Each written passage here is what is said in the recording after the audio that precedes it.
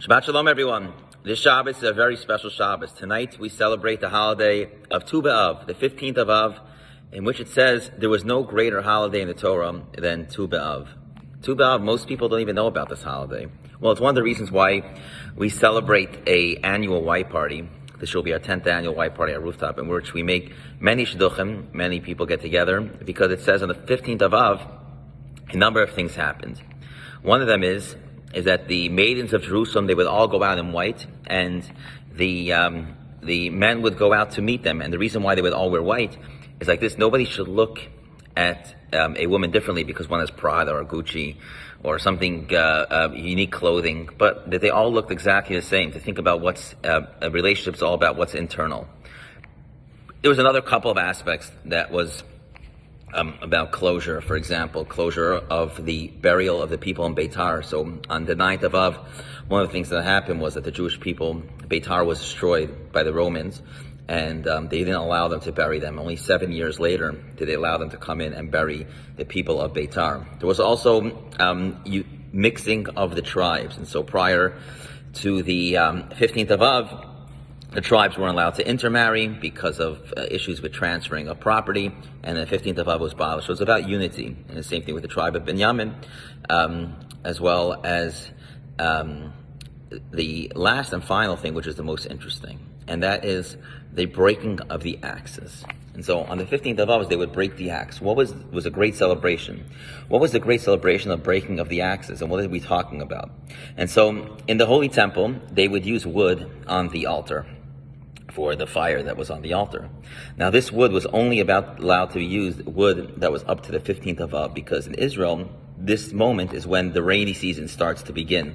And when rain gets into the trees, it creates space for insects and worms, and you can't use any wood that's used after this day because maybe there'll be an insect or a worm which isn't kosher on the altar. So therefore, till the 15th of Av, all the wood was chopped for the entire year to be used, the dry wood of the summer months in Israel, which is very dry, there's no rain, to be used on the altar for the entire year. So once the wood was chopped, there was no need for the axes anymore. An axe is something of destruction. And therefore, they would destroy the axe, they would break the axe. And this was a great celebration in the forest of breaking of the axes. And the Rebbe asked a question on this.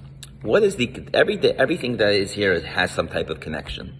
We have unity of individuals, husband and wife finding each other, unity of tribes, unity of loved ones together, giving respect at a burial, who were before weren't able to be buried. But what about the breaking of the axe? What is the connection between the breaking of the axe and the holiday of Tu B'Av, which in Israel is their holiday of romance, a very special holiday of romance? And this year, it happens to be on Shabbos.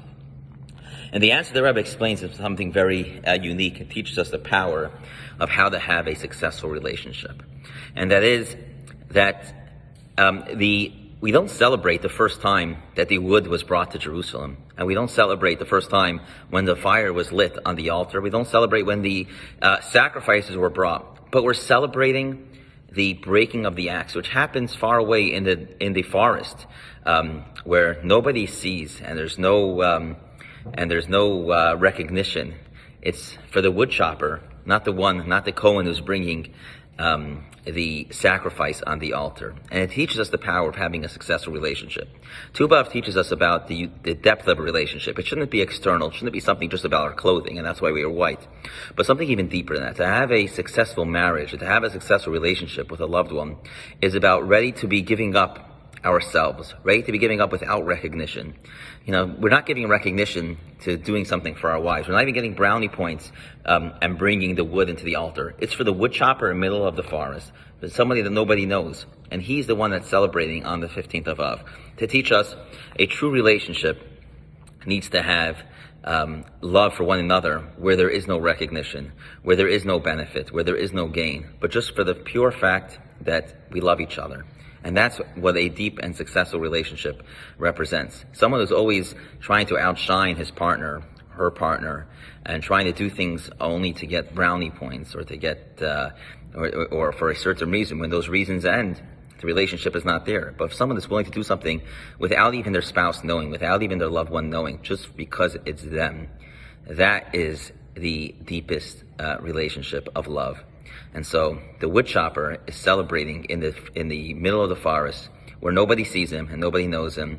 It's not someone that is bringing the altar. He's not someone that's the priest, but he's someone that is celebrating because he finished his job and he's doing something in order to continue the spirituality in the Holy Temple. And so too, when we do in our own lives, we take this lesson in our own lives to do things for others without trying to get recognition, without trying to outshine someone, without trying to be seen that we're doing it.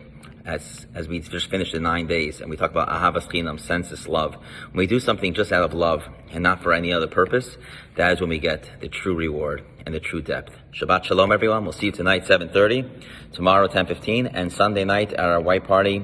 You can reserve at yjpmiami.com. Shabbat shalom.